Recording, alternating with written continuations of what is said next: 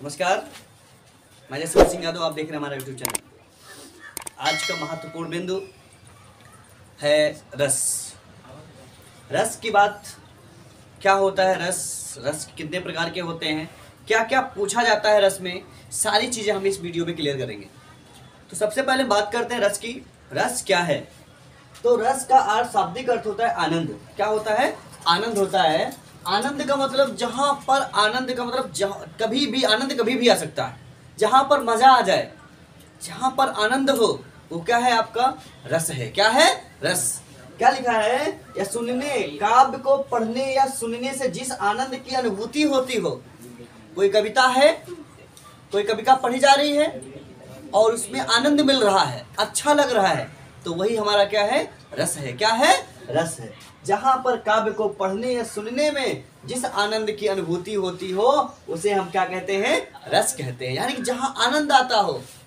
रस कभी भी हो सकता है, आनंद कभी भी आ सकता है। कोई कविता सुना रहा है, कोई पढ़ा रहा है, आप सुन रहे हैं और हम बोल रहे हैं, तो हमारे मुंह से निकली हुई कोई बाणी ऐसी है इसमें क्या आपको आनंद मिलता है, तो वही क्या कहलाता है? आपका रस कहलाता है। क्या कहलाता है? रस कहलाता है। रस के अंग जो होते हैं वो चार होते हैं। चार अंग होते हैं। कौन कौन से होते हैं? स्थायी भाव, संचारी भाव, अनुभाव और विभाव। यानी कि आपका स्थायी भाव होता है, संचारी भाव होता है, अनुभाव होता है और विभाव होता है। तो सबसे पहले हम बात करते हैं रस के स्थायी भाव की। रस का स्थायी भाव क्या होता है? स्थायी भाव का मतलब होता है जहां पर, स्थायी भाव का मतलब प्रधान भाव। कौन सा भाव? प्रधान भाव। स्थायी भाव का अर्थ प्रधान भाव वही हो सकता है जो रस की अवस्था तक पहुंचता है। स्थायी भाव का रस का आधार है, इसका संख्या 9 मानी गई। ध्यान दीजिएगा पॉइंट को। स्थायी भाव का अर्थ क्या है? प्रधान वही भाव जो रस की अवस्था तक पहुंचाता है, उसे हम स्थायी भाव कहते हैं। रस की अवस्था तक पहुंचाने वाले भाव को क्या कहा जाता है? स्थायी भाव कहा जाता है। ये एक मुख्य आधार होता है। स्थायी भाव क्या होता है? मुख्य आधार होता है। इसकी संख्या 9 मानी गई है। कितनी मानी गई है? 9 मानी गई है। तो संचारी भाव क्या होता है? जो भाव स्थायी भावों के साथ संचरण करते हैं उन्हें संचारी भाव कहते हैं। यानी कि स्थायी भाव के साथ क्या करते हैं? वो संचरण किया करते हैं। ऐसे भाव को हम कौन सा भाव कहते हैं? संचारी भाव कहते हैं। संचारी भाव स्थायी भाव के सहकारी कारण होते हैं। संचारी भाव जो है वो स्थायी भाव के सहकारी कारण होते हैं। यही उन्हें रसावस्था तक ले जाते हैं और स्वयं बीच में क्या होते हैं? लुप्त हो जाते हैं, गायब हो जाते हैं। क्या हो जाते हैं? गायब हो जाते हैं। ठीक है, इसलिए इन्हें व्यभिचारी भी कहते हैं। क्या कहते हैं? व्यभिचारी भी कहते हैं। ध्यान दीजिएगा इधर। संचारी भाव जो होते हैं स्थायी भाव के सहकारी कारण होते हैं। यही उन्हें रस अवस्था तक ले जाते हैं, यानी कि आखिरी तक ले जाते हैं। कहाँ तक जाते हैं? आखिरी तक ले जाते हैं। इसलिए इन्हें क्या कहते हैं? ये अपने आप में बीच में क्या हो जाते हैं? लुप्त हो जाते हैं। इसलिए इन्हें व्यभिचारी भाव कहा जाता है। ठीक। रस के प्रकार व भेद क्या होते हैं? श्रृंगार रस नंबर 1 क्या है? श्रृंगार रस, हास रस, रौद्र रस, करुण रस, वीर रस, अद्भुत रस, विभत्स रस, भयानक रस, शांत रस, वात्सल रस और भक्ति रस। ये होते हैं 11। इनके क्या होते हैं? भेद होते हैं, इनके प्रकार होते हैं। अब हम क्रमानुसार एक एक श्रृंगार रस को पढ़ेंगे। ज्यादातर पूछे जाते हैं, यहाँ तक पूछा जाता है, 20 रस तक पूछे जाते हैं। बाकी ये तो है ही, लेकिन पूछे कहाँ जाते हैं? 20 रस तक पूछे जाते हैं। पूछा जाता है श्रृंगार रस की परिभाषा लिखिए उदाहरण सहित। फिर हास रस की परिभाषा, स्थायी भाव क्या होगा हास रस का, रौद्र रस लिखिए, करुण रस लिखिए। ये 4 रस पूछे जाते हैं। तो सबसे पहले हम रस की बात करेंगे श्रृंगार रस की। किस रस की बात करेंगे? श्रृंगार रस की बात करेंगे। श्रृंगार रस क्या होता है? ठीक है, तब तक आप इसका स्क्रीनशॉट लीजिए। हम श्रृंगार रस के बारे में बता रहे हैं। श्रृंगार रस की परिभाषा पढ़ाने से पहले उसके बारे में कुछ सूची बनाई है मैंने, स्थायी भाव की सूची। इन स्थायी भावों की सूची के बारे में जानिए कि किसका स्थायी भाव क्या होता है। उसके बाद हम उसकी परिभाषा आपको बताएंगे पूरी तरीके से। तो सबसे पहले क्या लिखा है? स्थायी भाव हमारा क्या है? रति। रति से पहले श्रृंगार रस में, श्रृंगार रस का जो स्थायी भाव होता है वो होता है रति। क्या होता है? रति होता है। श्रृंगार रस का पूछा जाता है, श्रृंगार रस की का स्थायी भाव क्या होगा? तो श्रृंगार रस का स्थायी भाव होगा रति। क्या होगा? रति। क्या कह सकते हैं? परिभाषा इसकी क्या हो जाएगी? स्त्री पुरुष की एक दूसरे के प्रति उत्पन्न प्रेम नामक चित्त वृत्ति को रति स्थायी भाव कहा जाता है। जहां पर क्या होता है? स्त्री पुरुष दोनों का मिलान होता है। जहां पर स्त्री पुरुष का मिलान होता है वहां से उत्पन्न प्रेम नामक चित्तवृत्ति, जहां प्रेम उत्पन्न हो जाता है उसी को बोलते हैं रति स्थायी भाव। क्या बोलते हैं? प्रेमी प्रेमिका के मिलन को, प्रेमी प्रेमिका के मिलन पर उत्पन्न होने वाले प्रेम भाव को हम रति स्थायी भाव कहते हैं। फिर हास रस, हास्य का स्थायी भाव क्या होता है? हास होता है। हास रस का स्थायी भाव क्या होगा? हास होगा। रूप वाणी एवं अंगों के विकारों को देखने से चित्त का विकसित होना हास कहलाता है। यानी कुछ ऐसी चीजें देख लीजिए जिससे मन में क्या हो, हंसी उत्पन्न हो जाए। किसी का कोई जा रहा है, हाथी जा रहा है, कुछ और जा रहा है, तो पता नहीं अजीब सा चेहरा देख लो उसका, तो क्या होता है, हास, मन में क्या होता है, हास उत्पन्न हो जाता है। तो वो क्या कहलाता है? हास कहलाता है। क्या कहलाता है? हास कहलाता है। रूप बोले, जैसे हम कुछ बोल रहे हैं और बोलने पर कुछ ऐसा शब्द उल्टा निकल जाए तो क्या होता है? हंसी निकलने लगती ना, तो वही रूप क्या है आपका? हास होता है। फिर रौद्रस, क्रोध, उसका रौद्रस का स्थायी भाव क्या होगा? क्रोध होगा। असाधारण, अपराध, विवाद, उत्तेजना पूर्ण, अपमान आदि से उत्पन्न होने वाले शब्दों को हम कहते हैं क्रोध कहते हैं। क्रोध कैसे होता है? जैसे हम, आपने कोई बात कह दी और हम बर्दाश्त नहीं कर पाए तो मुझे आगे गुस्सा, तो गुस्सा तो क्या बोलते हैं उसको? क्रोध बोलते हैं। जहां पर अपमान होता हो, जहां पर विवाद हो रहा हो, झगड़ा हो रहा हो एक दूसरे से, तो एक दूसरे झगड़ा कर, तीसरा बच्चा आग में घी डाल रहा है तो और गुस्सा बढ़ देते ले धपाधड़, है ना, तो वो क्या है? क्रोध है। क्या है? क्रोध है। आगे बात है करुण रस की बात हो, जहां पर शोक, करुण रस का स्थायी भाव होगा शोक होगा। किसी प्रिय वस्तु को खो जाना या प्रिय वस्तु का नाश होने के कारण उस पे होने वाली चित्त की व्याकुलता को हम शोक कहते हैं। क्या कहते हैं?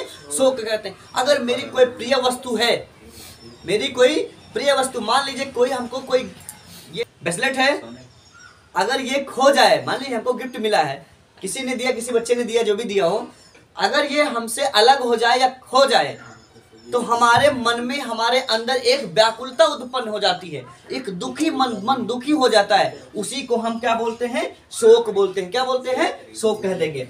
वीर रस क्या होता है?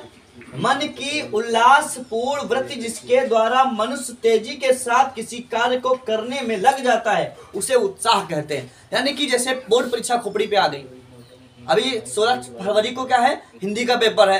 अब बच्चे के मन में एक लालसा उत्पन्न होती है, 16 को पेपर है, ला उसको पढ़ ले, ये पढ़ ले, वो पढ़ ले, ये भी पढ़ ले, वो भी पढ़ ले, तो मन के अंदर एक लालसा उत्पन्न होने लगती है, तो उसको क्या बोलते हैं? उत्साह बोलते हैं। क्या बोलते हैं? उत्साह। कार्य करने में मन लगने लगता है तो उसको क्या कहते हैं? उत्साह कहते हैं। ये वीर रस, वीर रस आपने देखा होगा, वीरता, जहाँ पे वीरता की बात आती है, जहाँ पर दोनों लोग वीर आपस में लड़ाई करते हैं, वो वीरता हो। जैसे महाराणा प्रताप थे, महारानी लक्ष्मीबाई थी, है ना, ये होता है वीर रस का स्थायी भाव। क्या होता है? उत्साह। ज्यादा कुछ नहीं पूछा जाता, इतना पूछा जाएगा। श्रृंगार रस का स्थायी भाव रति, हास रस का हास, रौद्र रस का क्रोध, करुण रस का शोक, वीर रस का उत्साह। ये क्या है? स्थायी भाव है। ये आपकी मैं छोटी लाइनों में थोड़ी सी परिभाषा बताती हूँ, ठीक है। अब विस्तार पूर्वक हम पहले पढ़ेंगे श्रृंगार रस को। क्या पढ़ेंगे? श्रृंगार रस का स्थायी भाव क्या होता है? रति होता है। तो जहां पर नायक और नायिका के मन में संस्कार रूप स्थित रति प्रेम जब रस की अवस्था में पहुंचकर आस्वादन के योग्य हो जाता है, वह श्रृंगार रस कहलाता है। क्या कहलाता है? श्रृंगार रस। अब हम बात करते हैं श्रृंगार रस क्या है। जहां पर आपने देखा औरतें श्रृंगार करती हैं, क्या करती हैं? औरतें क्या करती हैं? श्रृंगार करती हैं, लिपस्टिक लगाती हैं, टिकुली लगाती हैं, साड़ियाँ पहनती हैं, कंगन पहनते हैं, चूड़ियाँ पहनती हैं, बहुत सारा श्रृंगार करते हैं, ठीक है। तो उसको हम श्रृंगार नहीं करेंगे, उसको श्रृंगार नहीं कहते, लेकिन कहेंगे क्या? जहां पर देखकर, यानी कि नायक और नायिका, प्रेमी और प्रेमिका दोनों मिलते हैं। क्या करते हैं? प्रेमी और प्रेमिका दोनों मिलते हैं, उनके बीच में जो प्रेम रस की जो अवस्था होती है, उसका क्या होता है? अवस्था का आस्वादन हो जाता है, और उसे क्या बोलते हैं? श्रृंगार रस कहते हैं। क्या कहते हैं? श्रृंगार। जिस प्रकार से दूल्हे श्री रघुनाथ बने, दूल्हे से सुंदर मंदिर माही। देखो, दूल्हा बने थे भगवान श्री राम सीता स्वयंवर में, जनकपुर में भगवान श्री राम क्या बने थे? दूल्हा बने थे। और लेकिन सीता माता क्या बनी थी? दुल्हन बनी थी। और दूल्हा और दुल्हन जब बने थे, यानी दोनों के बीच में श्रृंगार हुआ कि नहीं हुआ? प्रेम हुआ। उनको देखकर क्या हुआ? मोहित हो गए। श्रृंगार, इतना श्रृंगार था कि उनको देखकर क्या हो गए? वो मोहित हो गए दोनों जगह। क्या लिखा है? गावत गीत सबय मिल सुंदर वेद, जुआ जोर विप्र पढ़ाई। राम को रूप निहारत जनकी कंकन। राम का रूप निहार रही है, उनको देख करके राम के रूप को क्या करें? वो निहार रही। कौन? जनक माने, जनक माने, जनक माने जनक, कंकन माने उनकी पुत्री जनक दुलारी। क्या करती है? उनकी शकल को देख करके रूप को निहार रही होती हैं। के नग की परछाई याते सब सुध भूल गई, कर टेक रही पलटारत नाही। यानी कि उनको देख करके सब कुछ भूल गई। अब वो कहाँ थी, क्या कर रही थी, कुछ नहीं पता, शुद्ध बुद्धि सब खो गया, और एक नजर से उनको देखते कि देखते रह गए। श्रृंगार रस की परिभाषा उदाहरण सहित ये है कि अगर इतना सुंदर था इनका रूप, भगवान राम का इतना सुंदर रूप था, जिसे देख करके वहां की सखियां थी, स्वयं सीता माता देख करके वो क्या हो गई, एकदम अपनी शुद्ध बुद्धि को खो दिया और आराम से वो क्या हो गए, एक पल एक ही नजर इनको देखती रह गई, ऐसे देखती रह गई। यानी कि ना पता ये है ना पता वो है, बिल्कुल क्या हो गई, एक नजर नजर हटी तो दुर्घटना घटी। तो वो हुआ, उनका नजर क्या था, एक जगह पे स्थिर था। यही पर क्या कहलाता है, आपका श्रृंगार रस कहलाता है। क्या कहलाता है? तो ये आपको समझ में आया, श्रृंगार रस क्या है? जहां पर नायक और नायिका, प्रेमी और प्रेमिका का मिलन होता है, उस पे उत्पन्न होने वाले प्रेम के अवसादन को हम श्रृंगार रस कहते हैं, जिसे देखकर मोहे नर नारी। यानी कि इतना सुंदर रूप, इतना श्रृंगार पूर्वक रूप बना हुआ है, जिसे देख करके सामने वाला बंदा एक नजर से देखता रह जाए और अपना शुद्ध बुद्धि क्या हो, खो दिए, है ना, शुद्ध बुद्धि क्या हो, खो दे। तो वहां पर वो आपका होता है श्रृंगार रस। हमने पढ़ाया था श्रृंगार रस, श्रृंगार रस की परिभाषाएं बताई थी, श्रृंगार रस क्या होता है, सारी चीजें बताई थी। अब श्रृंगार रस के दो पार्ट्स होते हैं, उनके बारे में जानते हैं। दो भागों में श्रृंगार रस को बांटा गया है। पहला भाग आपका है संयोग रस, संयोग श्रृंगार रस, दूसरा है वियोग श्रृंगार रस। तो सबसे पहले हम बात करेंगे संयोग श्रृंगार रस की। संयोग का मतलब क्या होता है? संयोग का मतलब होता है मिलना, सुख प्राप्त होना। संयोग का मतलब मिलना या सुख प्राप्त होना, जहां पर प्रेमी और प्रेमिका दोनों मिलते हैं, जहां पर क्या होता है, नायक और नायिका परस्पर रति के संयोग से मिलते हैं, मिलने पर उनके बीच में जो सुख की प्राप्ति होती है, उन्हें हम कहते हैं संयोग श्रृंगार रस। देखिए, संयोग श्रृंगार रस का अर्थ हिंदी में समझिए, ऐसे ही समझिए, उदाहरण सहित ध्यान दीजिएगा। एक जंगल है तेरी आंखों में, एक जंगल है तेरी आंखों में जिसमें मैं खो जाता हूँ। एक जंगल है तेरी आंखों में जिसमें मैं खो जाता हूँ, तू किसी रेल सी गुजरती है, मैं किसी पुल सा थरकता। उदाहरण क्या है? एक प्रेमी अपनी प्रेमिका को देखता है, उसकी आंखों में देखकर बोलता है, क्या बोलता है? एक जंगल है तेरी आंखों में। प्रेमिका बैठी है और प्रेमी अपनी प्रेमिका से कहता है कि तेरी आंखों में जंगल नजर आता है। क्या नजर आता है? जंगल नजर आता है, और जिससे मैं क्या होता है, खो जाता हूँ, आंखों में तेरी खो जाता हूँ। इतना प्रेम उस समय फूटता है संयोग से, जब मिलन होता है प्रेमी और प्रेमिका का, तो प्रेमी प्रेमिका को देखकर बोलता है, तेरी आंखों में मुझे जंगल नजर आता है और मैं तेरी आंखों में इस कदर खो जाता हूँ, और तू रेलगाड़ी की तरह चलती है तो मैं पुल सा थरक जाता हूँ। इसका मतलब समझ पाए आप? संयोग का मतलब होता है मिलना, जहां पर प्रेमी प्रेमिका आपस में मिलते हैं, उस रस को कहा जाता है संयोग श्रृंगार रस। जिस प्रकार से राधा भगवान श्री कृष्ण से मिलती थी, याद होगा आप लोगों को, सूरदास जी ने लिखा था, संयोग मिलना। जब राधा भगवान श्री कृष्ण से मिलती थी तो दोनों के बीच में बहुत सारी बातें होती थी। तो कहती थी, मैं तुमसे कभी अलग नहीं होंगी नाथ, जिस दिन मैं अलग हो गई उस दिन समझ लीजिए कि मेरा शरीर कोई काम का नहीं। आजकल का प्रेम में क्या होता है, बहुत बहुत बड़े बड़े वादे करते हैं लोग, मैं तुम्हारे लिए जान दे दूंगा, मैं ये कर दूंगा, मैं वो कर दूंगा। तो वो सब क्या है? एक संयोग रस है। क्या है? संयोग रस है, जहां पर प्रेमी प्रेमिका का मिलन होता है, इसका जो स्थायी भाव होता है वो रति होता है, वही आपका क्या कहलाता है? संयोग रस कहलाता है। क्या कहलाता है? संयोग रस कहलाता है। तो उदाहरण इसका है, कोई भी उदाहरण दे सकते हो, बहुत सारे उदाहरण हैं। हमने एक उदाहरण आपको बता दिया, बहुत सारे उदाहरण आप देख सकते हैं, ठीक है। फिर इसके बाद आता है वियोग रस। वियोग रस में क्या होता है? जहां पर बिछड़ने की बात होती हो, कोई प्रिय वस्तु आपसे खो जाए, जहां पर प्रेमी और प्रेमिका बिछड़ रहे होते हैं, बहुत बड़ा दुख होता है, नैनन के आंखों से आंसू बहने लगते हैं। यदि मान लीजिए एक प्रेमी और प्रेमिका थे, ठीक, दोनों बहुत प्रेम करते थे आपस में, इतना प्रेम करते थे, इतना प्रेम करते कि एक दूसरे से रह नहीं पाते थे। हुआ क्या? अचानक प्रेमिका की शादी तय हो गई, और प्रेमी से मिलने के लिए वो जब पहुंची वहां पर, तो जैसे ही प्रेमी से बताया कि मेरी शादी तय हो गई, अब आज के बाद हम आपसे नहीं मिलेंगे, उस समय का दृश्य जो होता है वो होता है वियोग रस। क्या होता है? वियोग रस। आंखों से आंसू बहने लगते हैं। वो कहने लगता है कि नहीं, अगर तुम मुझे छोड़ के जाओगी तो मैं मर जाऊंगा। आंखों से आंसू गिरने लगते हैं। वो क्या है? वियोग है। क्या है? वियोग। जहां पर प्रेमी और प्रेमिका दोनों बिछड़ते हैं वहां पर क्या होता है? वियोग रस होता है। एक वियोग रस का एक उदाहरण और है।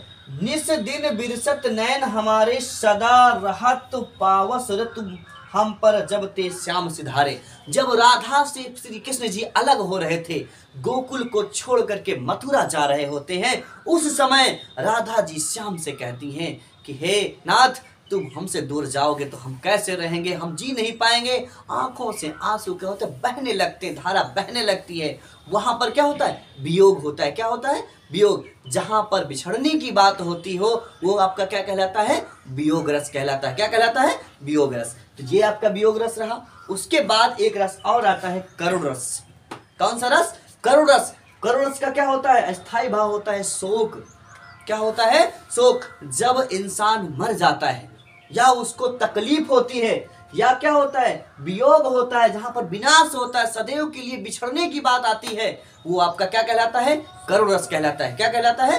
करुण रस कहलाता है। आप ध्यान दीजिएगा, यहाँ पर एक उदाहरण और दे रहा है, वही उदाहरण सेम दूसरा उदाहरण। राम राम कही राम कही, राम राम कही राम, और तन परिहर रघुपति बिरह, राव गयो सुधाम। हमने आपको वियोग में भी बताया था, इसमें भी ध्यान दीजिएगा, यही आप लिख सकते हैं। ठीक है। करुण रस का मतलब होता है शोक। जहां पर शोक नामक स्थायी भाव प्रतीत होता हो या बोध होता हो, किसी बिछड़ने की बात होती हो, हमेशा के लिए बिछड़ जाना, क्या कहलाता है? आपका करुण रस कहलाता है। क्या कहलाता है? करुण रस कहलाता है। एक उदाहरण श्रवण कुमार से ले लीजिए। श्रवण कुमार के माता पिता अपने पुत्र से जब बिछड़े थे तो वो भी एक क्या है? आपका करुण रस है। वो क्या होते हैं? विरह विरह में मर जाते हैं, उनकी याद में क्या होते हैं? वो मर जाते हैं। दूसरा उदाहरण आप राम से ले लीजिए। रामचरितमानस में तुलसीदास जी ने व्याख्या किया था कि जब राम जी बन जा रहे होते हैं, दशरथ जी उनकी याद में क्या होते हैं? परित्राण को त्याग देते हैं। तो वहां पर जो भाव उत्पन्न होता है वो आपका होता है करुण रस। क्या होता है? करुण रस होता है। ठीक। तो हमने संयोग श्रृंगार रस, वियोग श्रृंगार रस, उसके बाद आपका करुण रस बता दिया। अब इन्हीं में से आपसे बोर्ड एग्जाम में पूछा जाएगा कि करुण रस का स्थायी भाव क्या होता है? तो शोक होता है। संयोग रस यानी कि संयोग रस जो श्रृंगार रस है उसका स्थायी भाव क्या होता है? रति होता है। वियोग रस जहां पर बिछड़ने की बात होती है, जहां पर संयोग रस जहां पर मिलने की बात होती है, वो आपका कहलाता है आपका संयोग वियोग रस। ठीक है। तो ये श्रृंगार रस के आपके क्या हुए? पार्ट्स हुए, भाग हुए। ठीक है। क्या होता है? हास होता है। किसी की वेशभूषा, क्रियाकलाप, आकृति, चेष्टा को देखकर मन में जो हर्ष और विनोद का भाव जागता है उसे हम हास कहते हैं। क्या कहते हैं? हास कहते हैं। जब यही हास को हमें विभाव, अनुभाव, संचारी भाव के माध्यम से हमें प्राप्त होता है तो उसे हास्य कहते हैं। कहने का मतलब है जहां पर किसी को देख करके, किसी की आकृति को, किसी के चेहरे को, किसी की वेशभूषा को देख करके हमारे मन में एक हास उत्पन्न हो जाता है, उसे हम क्या कहते हैं? हास कहते हैं। भाव, अनुभाव, संचारी भाव के माध्यम से हमें जो विनोद प्राप्त होता है, जो हर्ष प्राप्त होता है, उसे हम हास्य रस कहते हैं। जैसे लिखा है, लाला की लालियों बोली सारा खाना, यह चल जाएंगे ये जो बच्चे भूखे बैठे हैं, क्या पंडित जी को खाएंगे। क्या लिखा है? लाला की ये लालियों, लाला की लाली ने बोला, क्या बोला? सारा खाना ये चढ़ जाएंगे, सारा खाना ये चढ़ जाएंगे, तो ये जो बच्चे भूखे बैठे हैं क्या पंडित जी को खाएंगे।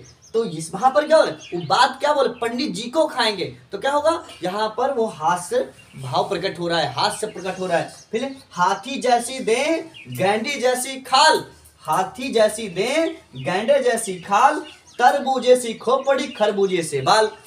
अब यहाँ पर ये उदाहरण किसका है? हास्य रस का। इसको समझ। हाथी जैसे शरीर है, उसका हाथी जैसा क्या है? शरीर है, और गैंडे जैसा उसका क्या? खाल है। तरबूजे सी खोपड़ी और तरबूजे से खरबूजे से बाल, उसके अंदर क्या है? खरबूजे से बाल लगे, लेकिन दिमाग क्या है? बिल्कुल दिमाग से वो पैदल है। तो यहाँ पर इसको देख करके हमें ये प्रतीत हो रहा है कि हाथी जैसे देह गंडे, गंडे जैसी खाल है, यानी कि उसको देख करके हमें हंसी आ रही है। तो यहाँ पर जहाँ पर उसको देख करके हंसी आ जाए उसे हम क्या कहते हैं? हास्य रस कहते हैं। क्या कहते हैं? हास्य रस कहते हैं। ये है इसका। ये हमारे यूट्यूब चैनल के साथ देखते रहिए हमारा चैनल।